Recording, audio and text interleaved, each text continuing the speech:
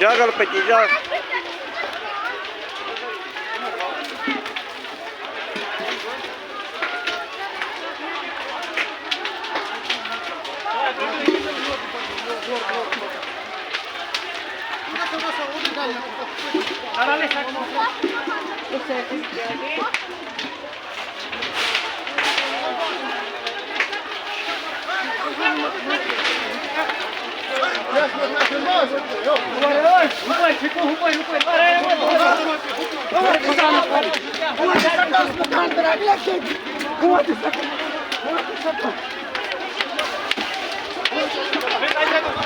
नहीं मत रुका ही मैंने रुकाया है इनको। आप देखें ना यहाँ से कितना नुकसान हुआ है। हालांकि पहनने के कपड़े भी जो भी थे वो भी नहीं बचे हैं। बच्चों की किताबें वगैरह जो कुछ था, जेवरात बर्तन वगैरह सब कुछ जल के खाक हो चुका है।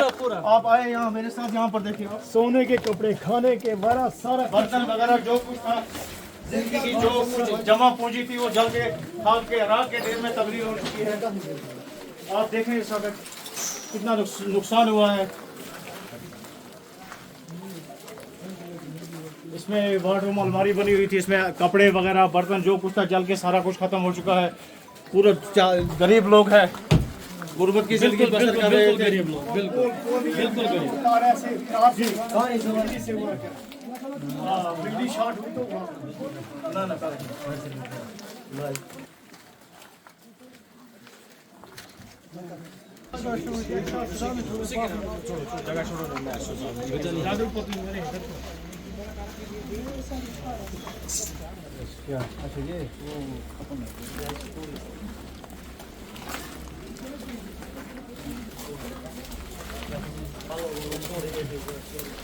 कपड़े, किताबें, जेवरात जो कुछ था वगैरह सब जल के राख हो गया है सर।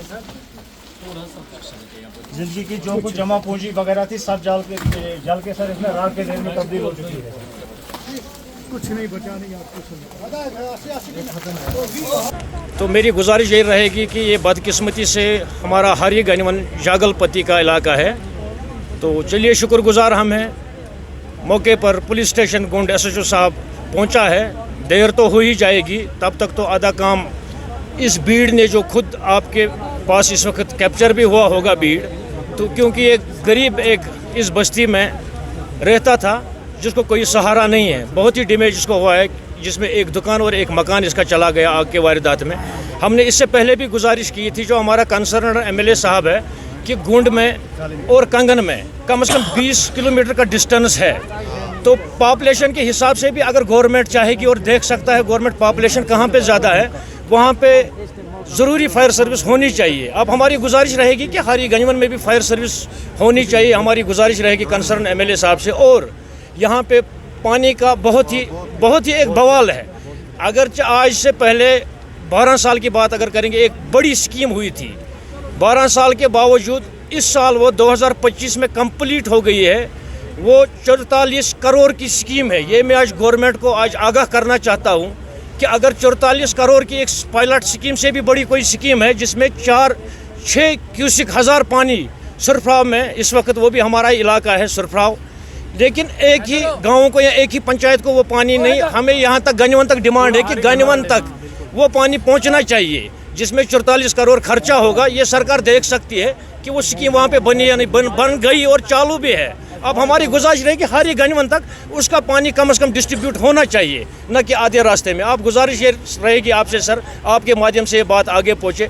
ऐसे होलनाक वारदात जो होते हैं आग की, कि हम शुक्रगुजार हैं एडमिनिस्ट्रेशन के भी, लेकिन कम से कम ये बात आपके थ्रू गवर्नमेंट तक पहुँचे। इस गरीब बंदे को कम से कम कुछ मुआवजा दिया जाना चाहिए। गुजारिश रहेगी कंसर्न MLA साहब से। अब हम इस बस्ती के लोगों का बहुत शुक्रगुजार है कि इस बेचारे को आग लगी और बस्ती वाले आए, उनने आग पे कंट्रोल किया और पुलिस वाले भी आए, उन्हें हेल्प की, मगर बस्ती वालों ने ज़्यादा ही हेल्प की।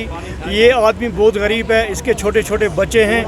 आज देखिए सरमा आ रहा है, इसके लेने के कपड़े, जलाने के कपड़े, खाना पीने की सारा सामान जो है वो जल गया। अब हम गवर्नमेंट से यही अर्ज़ करते हैं कि इसको मुआवजा मिले ताकि ये अपनी ज़िंदगी बसर कर सके। और हमने गवर्नमेंट को जनाब कई साल पहले फायर सर्विस हारी गिनवान के लिए कही, क्योंकि सबसे ज़्यादा वोट अगर देखे जाए तो हमारी हारी गिनवान के ही सबसे ज़्यादा वोट मिलते हैं। हमने कितने साल है फायर सर्विस का कहा कि गिनवान में हमें फायर सर्विस होनी थी। अगर गिनवान में फायर सर्विस होती तो यहाँ इतना नुकसान इस बेचारे का ना होता।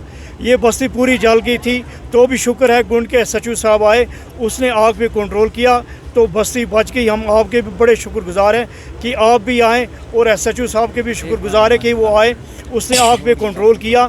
तो रोड जो है हमारी ये भी ख़राब रोड है, तो MLA साहब से गुजारिश की जाती है ये रोड और फायर सर्विस हमें गिनवान दी जाए। तो बाकी शुक्रिया जनाब।